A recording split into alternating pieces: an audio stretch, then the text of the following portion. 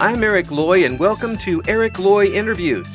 On this podcast, we talk with folks from the VTuber community on their channels, their talents, their stories, where they come from, and their plans for the future.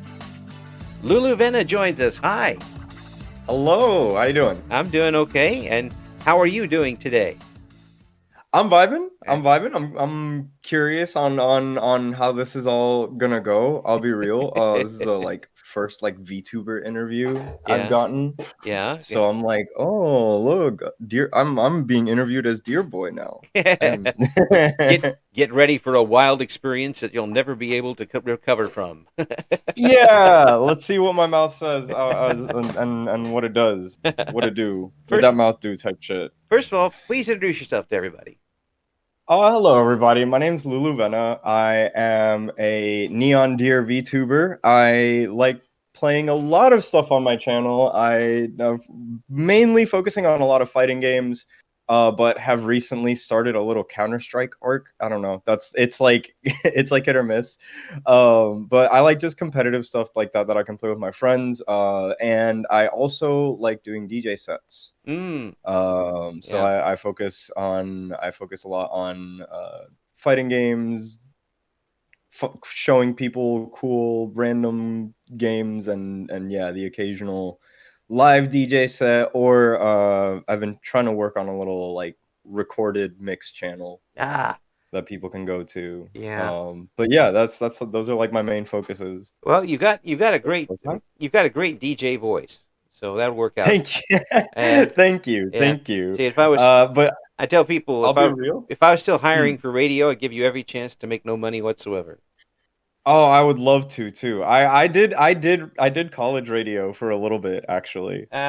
So I've been right there. I've done the radio for no payment. Yes. And I love doing it, actually. Yes. Yeah, the thing about difference between college radio and radio outside of college is that you get paid even less. I didn't get paid anything. How do you go into the negative? What you got? Oh, because you got to put your own money in. Well, you got to pay bills a lot more than you do in college radio. Oh my God, that's fair. That's fair. Yeah, so you're not making shit. All right, you're right. Yeah, you're right. And plus student loan debt. So there you go. Right. Enjoy your radio time out there. But no, it was a lot of fun. But the DJing thing I can understand for sure. Once you kind of get caught up in that and you enjoy the mixing type of thing. So, first of all, tell me about the gaming experience. When you first started as a VTuber, was it to, kind of expand and become your own channel and entertain people? Yeah, I've been technically on and off streaming since 2017. Mm-hmm. That was when I first tried it, and I didn't really have the equipment for it, so I stopped. Then I finally got my first PC in 2019, my first real desktop. Yeah. And I started doing the streaming thing. I didn't really know. I still don't know what I'm doing. But I was doing it just IRL streaming. I kind of stopped because of school. And then when we went into quarantine, I started doing streams again, and that's when I kind of grinded myself to getting affiliate. And then I didn't take it seriously too long, and then the middle of quarantine, that's when I started getting into VTubers. Right. And it wasn't until I watched Iron Mouse and a few of the VShoujo peeps that showed me that English VTubing didn't have to be cringe. And I was like, oh wait, no, that looks fun. All right, cool. And that's when I kind of started looking into it, and I started VTubing myself early 2021 is when I finally launched, switched my whole channel into being a VTuber. Is it easier for you to be in front of people with the avatar, or was it okay before that? I was okay with the camera, but I also have always enjoyed when I think of YouTube, when I would watch my few content creators that I enjoyed, because I didn't really even get into YouTube that deep until 2015, 2016. Mm-hmm. it was always people who didn't really have the camera on them. So I went with that vibe a lot of the time, and I was like, "Oh, this is kind of like that, but like there's still something on the screen," and I enjoyed it more. Yeah, yeah. Thankfully, with that voice you've got, you might be able to carry that off a lot better than some other folks. Um, just because you have the communicator type of voice. Um, so it might have been a little easier for folks to tune in when you weren't, didn't have an avatar out there. But just having that avatar kind of gives you a little extra chance to emote a little bit, I guess is the right word. Exactly. Yeah, Yeah, yeah, yeah, yeah. yeah. And with that, and did you hop in first doing games, or did you have the DJing thing on your mind when you started? So when I streamed normally, it was just gaming, but when I was thinking of the concept of what I wanted to do as a VTuber, it was especially like at the time when late 2020, early 2021, like yes, that was like the first like really big boom of VTubing, but it was still like kind of small enough where like the concept of DJ VTuber in general, like there wasn't that many even back then, Oh yeah, there weren't that right? many. Yeah, any Like there DJ anything at that time. There wasn't. You know. exactly. Like the only few other ones I saw, like their production value was so much more. Like I was like, I'm not even gonna try to compete because they were like they were VTubers that like they had the whole 3D setup. They had like my friend knew one of them personally. He explained like their setup. They have like sensors all over a table. That way, like if they pick up a cup in real life, they pick up a cup in their setup. Like Yeah, a very in depth situation where I was like, I don't have the money for that, but I can definitely wiggle around as a transparent live 2D model yeah, while I DJ. Um, and I was like, okay, fighting games and DJ sets. That's like enough. Like that was like unique enough because like as VTubers, you really do have to find like what are you trying to sell yourself as? right. Obviously, like Yeah, every streamer, every VTuber is they got that. And I don't know, it was one of those where I was like, hopefully this can at least like carry me somewhere with a little bit. Like I wasn't like fully depending on that, but like it was when I was just like, maybe the concept can at least start something. yeah, yeah. And again, you got to start somewhere, but it's not. It looks like when you looked at the people who were doing the DJing, they were DJing first and then kind of adapted that to Right. VTubing. So that there's a little difference there.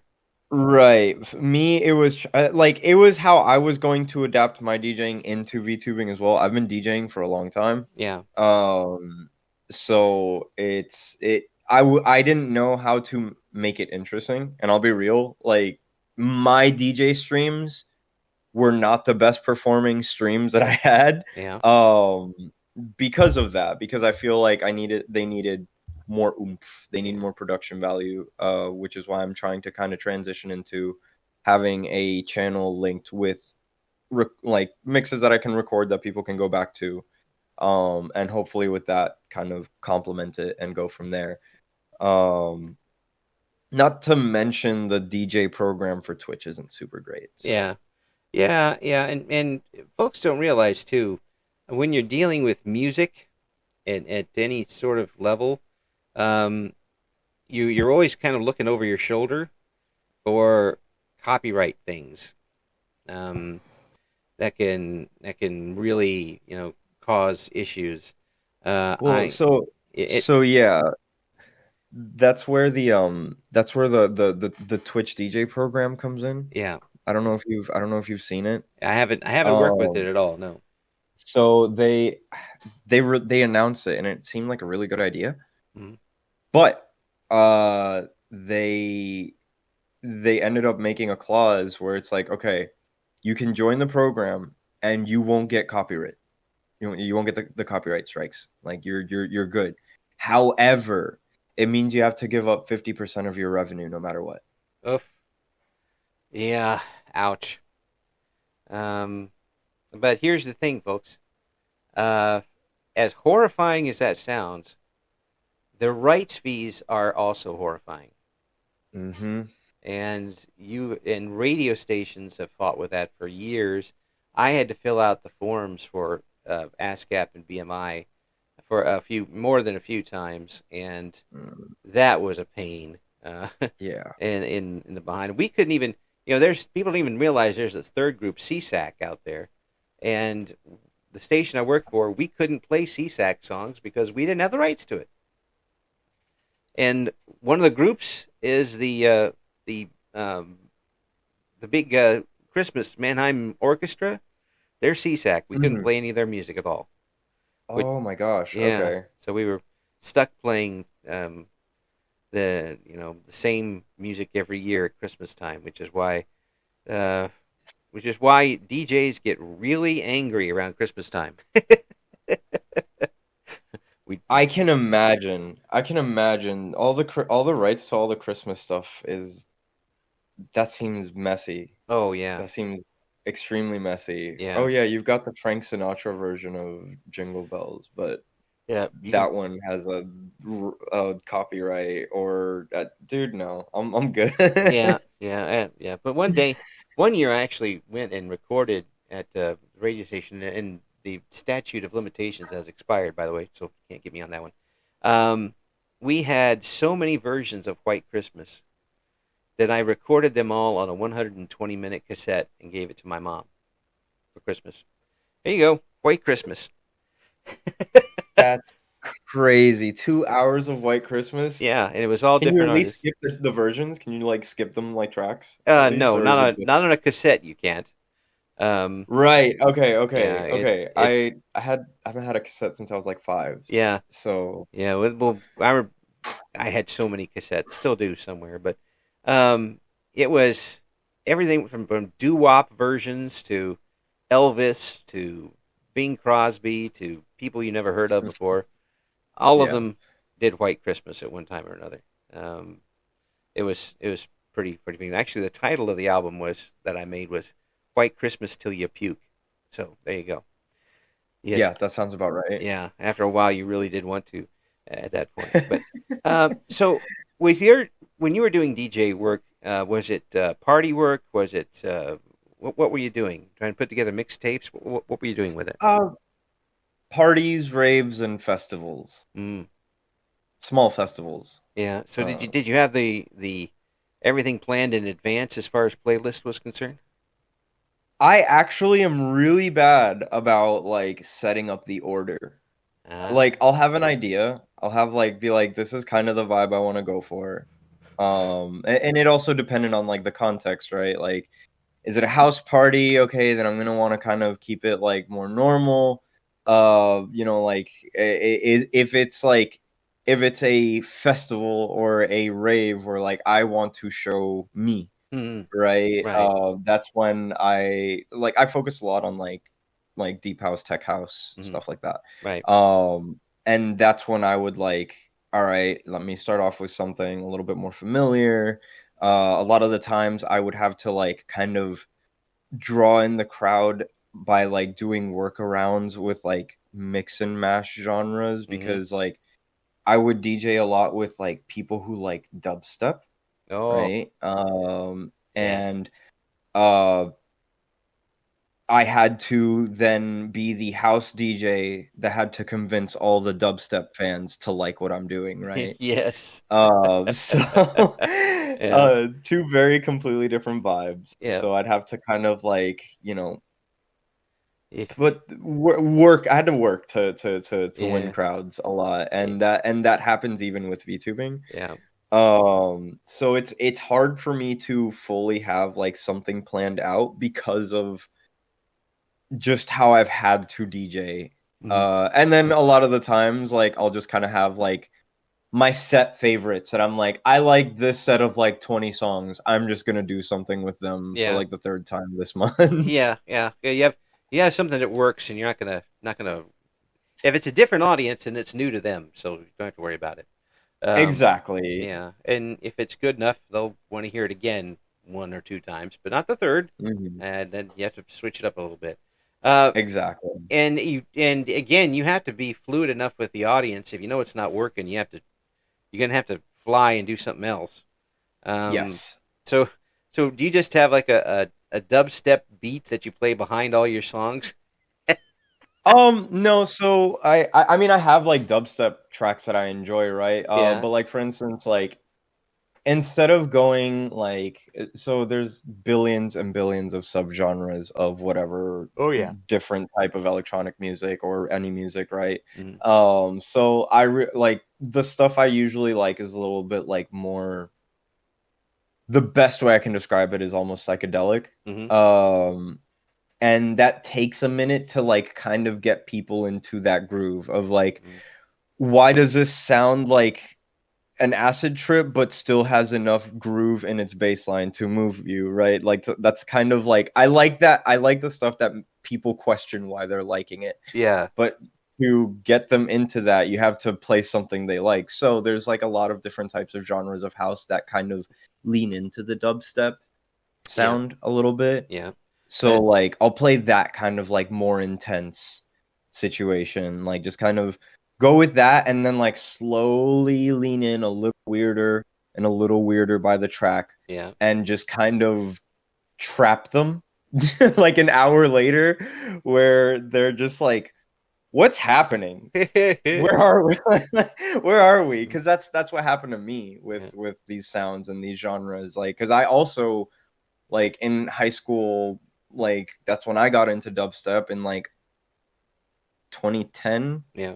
2011, like 2020, 2009. Yeah. Um so it not as old as like the people in the UK who've been listening to that type of stuff since like the early 2000s, but like, still new enough over here. Right. But the sound changed so much that the genre lost me too. Yeah. Um so it's just been harder for me to keep up, but I do have my stuff that I enjoy that I still like playing now and then Yeah. for the dubstep stuff, and that's how I'll also kind of try to lean in. I'll be like, look, this is, remember that thing that you like. Yeah. You play with the nostalgia a little bit and Yeah. then bring them over. Yeah. Here's that thing you like, and now here's three things I like.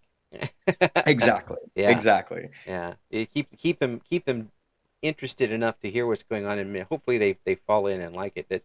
That's a good way to go around it. It's a lot like being a chef in some ways.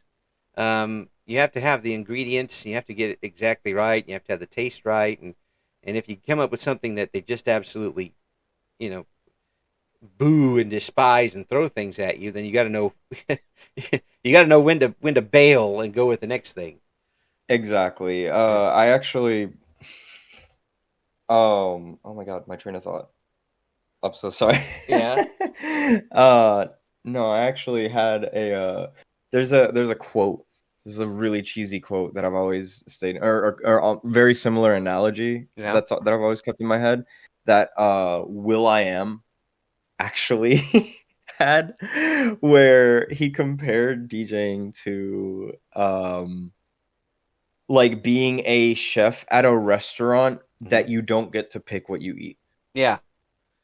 Yeah. Yeah. That's that's Like it, that's that's you exactly don't. right. Like you don't get to ask what's coming. You just have to roll along with it, and that's kind of it's. There's trust between that type of restaurant and the customer. So like same deal with DJing like that. Yeah.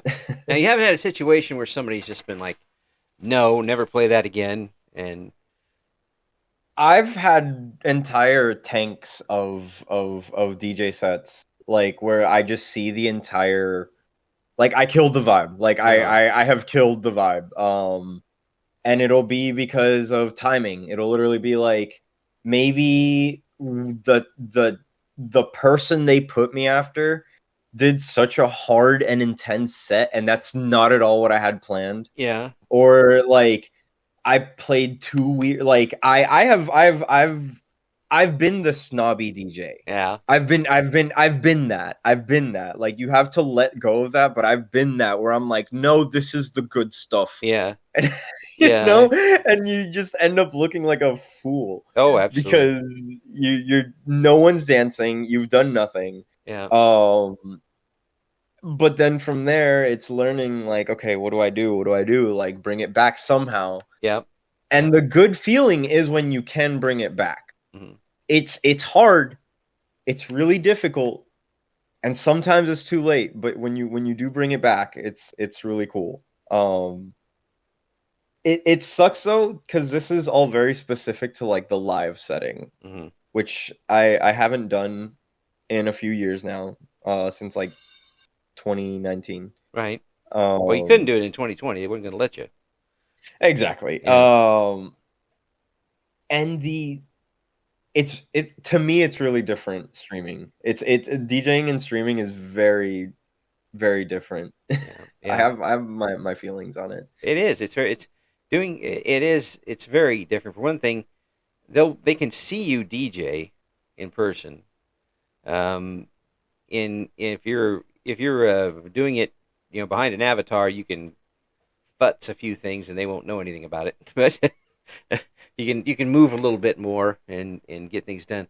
Now, have you had a train wreck where you thought two songs were going to work together and they absolutely did not?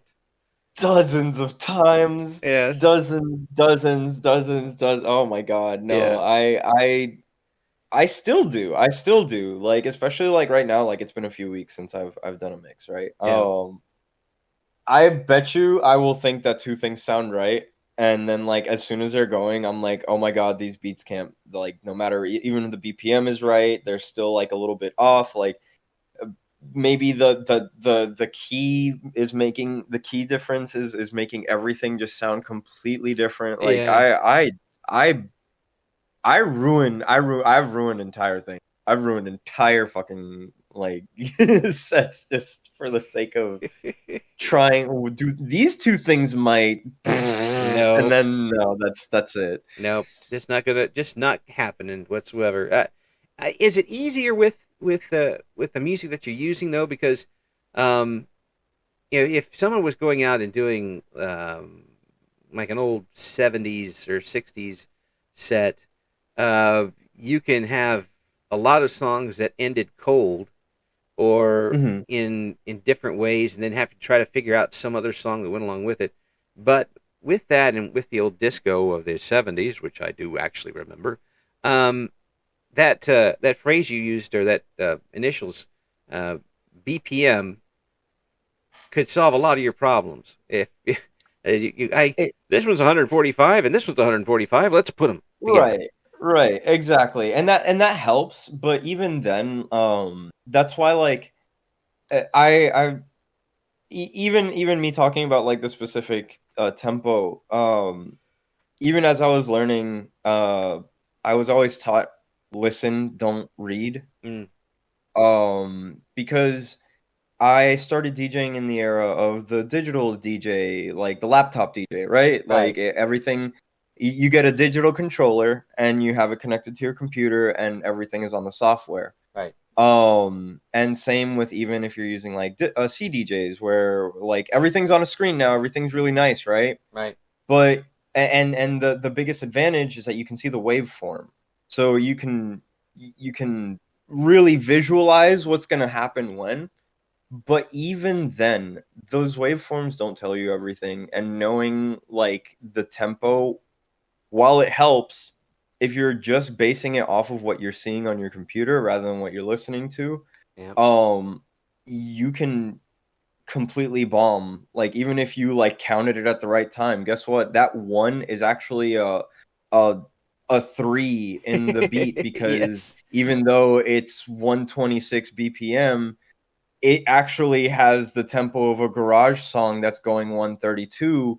But and you're not, you need to just listen. oh You yeah, can't, that's kind of like the biggest thing, where you can still have like if we're talking like 70s disco, and you're trying to like maybe meld it into some R&B or something like that, right? yeah, Like I'm just throwing two genres. right, It's very possible. First off, R&B and disco, a lot like disco's just faster, hmm, but like you can slow it down and it'll sound nice, yeah, and closer to R&B. And same with R&B, kind of the other way, make it a little bit more intense and then slow it down. yeah. There's ways to go about it, but you just really have to listen to the songs that you have. Oh, they used to have 75 different versions of a song because of have the disco club mix, the house Euro disco beat mix, the Yeah. and which was good for Christmas time because I could buy my sister Duran Duran all over the place, all different versions of the song.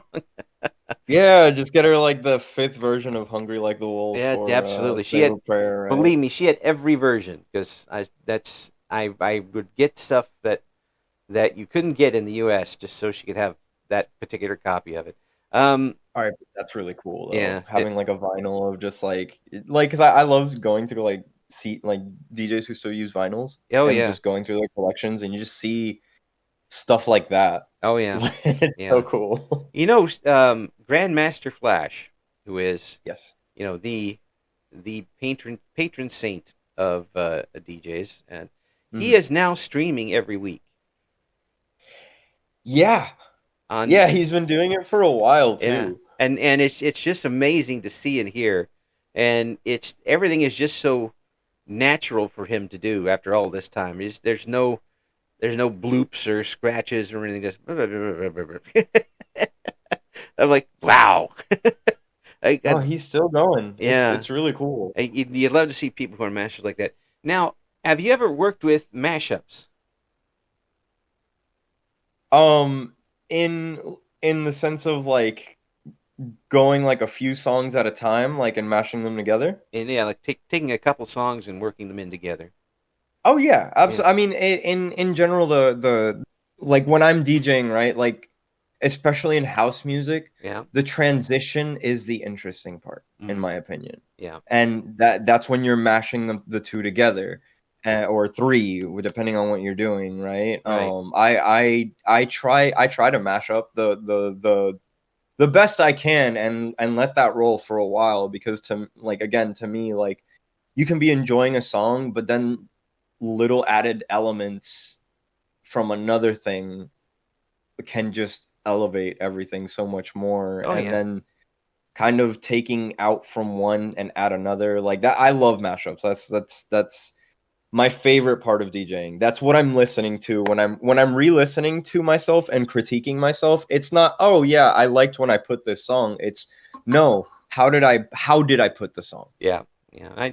I watch these guys on YouTube all the time. There's a couple of them out there that are just ridiculous at this, and um, like Bill McClintock and DJ Cumberbund and Schmoley. Um, they'll put two songs together, sometimes three. One time Schmoley put like 25 together. That's, that's too much for me. Uh, That's too it, much for me. if you ever see his version of Rock of Ages, it is the most ridiculous and perfect that I've ever seen. Um, it just has it was just works. It is like should be the number one thing that mixers should take a look at. But again, it's a lot of work and it's a lot of um, You gotta have an ear. yeah, You gotta have an ear, an like a ear very specific ear. and a skill to do it too. Because Hmm. there's some things. Hey, these two would have the same type of beat, the same type of yeah. Well, now figure out how to put them together. Yeah, or this was sampled off of this, and then they mesh into each other just because of the fact that one is a sample of the other. Like it, people are crazy.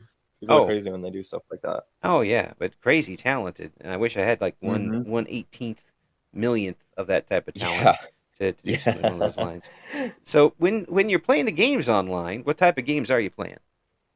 So I focus a lot of fighting games. So your Street Fighter, Tekken. Mm-hmm. I played a lot of platform fighters like Super Smash Bros. And stuff like that. Mm-hmm.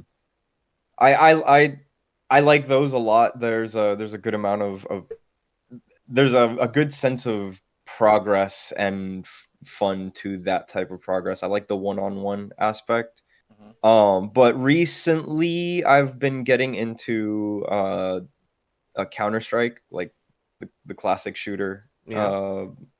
Very tactical 5v5 type stuff. I love it. It's really cool. It's just been a long time since I played something team based. I like my since I've been playing fighting games for so long, I've just been kind of used to, well, my mistakes are mine, and that's just how I'm gonna go. Yeah. Uh, Having a team where you have to kind of depend on other people, I'm a little more I'm a little more resilient, especially when there's such nice people out Yeah, there. yeah. Oh, there's very nice people. They're they'll practically invite you home for Christmas when you play this game set. Yeah. Yeah, and your choices are either fight or flight. In that instance, I would choose flight. I don't, but I also am not skilled enough to play those type of games, so no one would have me on the team to start with. Well, so when you're learning, you have no choice, right? Yeah, You have to play the game to learn. That's the thing with any of these. And that's actually something that I kind of really like to push is that like I'm not the brightest. So if I can play these, you can too. Because fighting games, especially, they kind of have like that stigma of like they're too hard. yeah, But like to me, I'm learning Counter Strike, and I'm like, this is way harder to learn than any of the fighting games that I have on my channel. yeah, But most people are going to argue that. Most people would say that your fighting games are harder. yeah. I don't know. Maybe I'm just used to them. I think it's just not as easy to start. Mm. Yeah, I think and the learning curve goes up so fast um, with a lot of these games that if you're not somebody who has played them before, it's tough to jump in the water and swim. yeah, but there's floaties. Yeah, but they'll Like shoot them out. nowadays, there's a lot of floaties that you can use, right? Like Yeah, you can learn how to swim. And that's like the biggest thing that I actually try to push in my channel. Is because I like to show a lot of different fighting games, whether they be modern, old, underground, popular, whichever ones, right? right. And I'll play them for I don't know, a few weeks just to like look, I we can do it type deal. Right.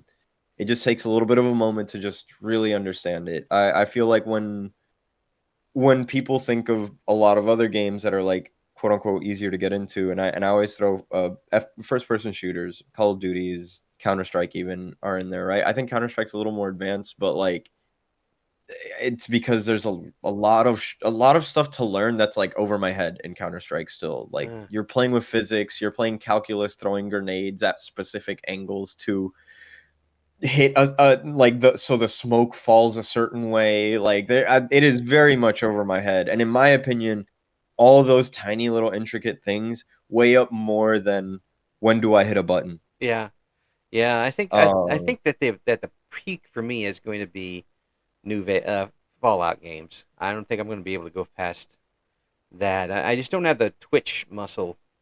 That's fair. To, That's fair. And that, but that's another thing kind of developed. Like I'm very big on like if you do actually want to learn it, you can do it. Because that's been me with Counter Strike the last month or so that I've been learning.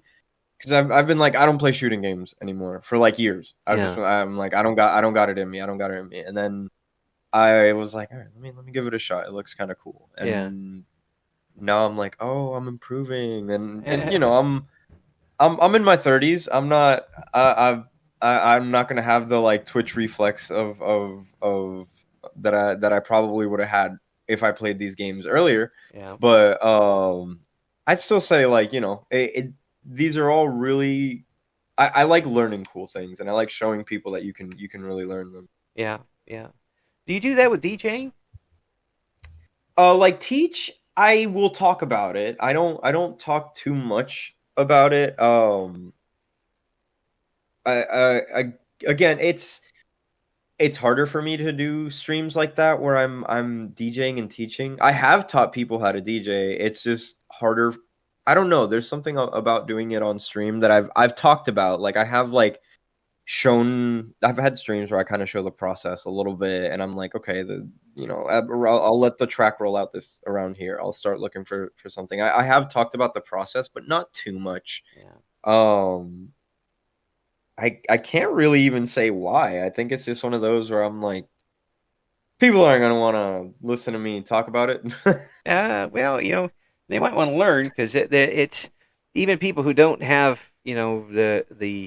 the equipment to do it. I mean, heck, I was mixing things on my home stereo with a CD player and a triple cassette deck and actual turntable, which Hmm. are back in favor these days, I guess. I was doing everything I could because the radio in my car was broken. So all I had to do, all I could do was make my own radio station on cassettes for crying out loud. Oh, Um, that's really cool though. Just making yourself I like an entire like little broadcast. oh yeah, That's well so I cool. didn't do any announcements with it, but Right. I had the songs mixed together and I had 13 90-minute tapes that I would rotate in my car. So I had that going for me. I still have a few of those tapes around, but and then I get invited somewhere and I'd bring a cassette tape with me, and I'd say, "Here you go, here's some music," because I knew that their You're like, music. where do I play this? Yeah, I like your music's gonna suck. Here's some good stuff. And believe me, back then in 1984, 1985, when you threw out some of this stuff that was just starting back then, and you saw people like really get into it, it was something to see. Like, oh, I've never heard this before. That's pretty good. Or I haven't heard this. It's a, I have heard this version done by this person before. It's such a good feeling. It's Yeah, such a good there feeling. was a song everybody knows. Our Lips Are Sealed by the Go Go's. Hmm. Hmm. Everybody knows that song. It was number, -6 on the chart or something like that. But the better version was done by Fun Boy 3. And every time I would go somewhere, I would play that version. Um, and because they co-wrote the song, so they could do it. And that was the song that was hit in Europe and UK. And they were like, "Oh, this is really good. Where can I get a I'm copy looking of it?" this up. You know I'm that. looking this up right now. Oh, it's so much better. It's it's very downbeat, and um, every time it comes on my car radio, I have to do the bum bums behind it. So, um, Yeah, no, that's good. I'm listening to it now. oh, it's so much better. It I, really is. I So one of the things I like to say on my channel a lot is I like showing people cool shit. Yeah, And that's what DJing is. yeah, yeah. It That's all it is. is. It's just It like is. I heard this. Y'all should hear it. Yeah, and that. Oh man, I heard this. I gotta get a copy of it. In back in the '80s, it was I was spending 3/4 of my paycheck on music anyway. So I was let's see if I can find this song that's only on the B side of a European single. Yeah, yeah, yeah, yeah. Or like for instance, like my thing recently that I've been trying to find is like again, I love house music. I have been trying to find people who master or make their songs sound like early 90s specifically. Mm, So I have recently been obsessed with this artist called X Coast. okay, don't know. Um, they have a track called Mango Bay that sound like it sounds like it's from like 95 at the latest. Yeah, Like the drums, the synths, like the entire feel of it is like and not to mention that like the footage they put for like the quote unquote like video for it is mm, I'm pretty sure from like that old MTV show Grinders where it's yeah, just like people dancing yeah, and yeah, I'm like yeah this is perfect. yeah. There's a few artists who are trying to pull back the best parts of the old music and play now. That that one song. Oh my gosh! It all, of course, it just runs away from me as soon as I look at it. But there's a song came up fairly recently, APT or APT or whatever it is. That's very that's not a new type of song at all, but it's also I one you don't can think mix I with. know the one you're talking about actually. Yeah, it's APT. It's very poppy, but it's very you can mix it in with just about anything, and people do. uh, but then again, the artist, whose name of course escapes me because I'm trying to think of it. Is it Um, Rosé? No, No. no, it's. Oh yeah, she's on it. Yeah, Bruno Mars. Bruno Mars. How can I forget that? But a lot of the stuff that he's put out recently has very old school vibes to it, E- yeah, and for sure. you can play that in anything. And he's one of those guys that I really want to hate, but I can't. I understand that feeling entirely. Yeah. It's like, oh, I don't But like. I'm one of those that unfortunately, like, since like high school, I've been that snobby DJ. I've been the hipster tinfoil hat has stayed strong on my head, as much as I hate to admit it. No, that's perfectly fine. That's perfectly fine. That's it's if every DJ played the same stuff, you just have AI, which Right. is I will say though, I fall into DJ stereotype. I'm the deep house DJ that shows up with the overly big shirt and the hat with the circle shades. Like and doesn't say much. Like that is like I am unfortunately that as well. well, I mean, you got to keep up appearances. Exactly. See, you get it. You get Yeah, it. absolutely. Hey, I really want to get you back on here sometime and talk more about what's going on with you, folks. We're going to have all of the links to what Lulu's got going on the channel on the uh, description for this video, and please check out what Lulu's got going on. Thank you so much for coming on. Thank you for having me on. This was really fun. Thank you for listening to Eric Loy Interviews. Join us again next time when we talk to another member of the always interesting VTuber community.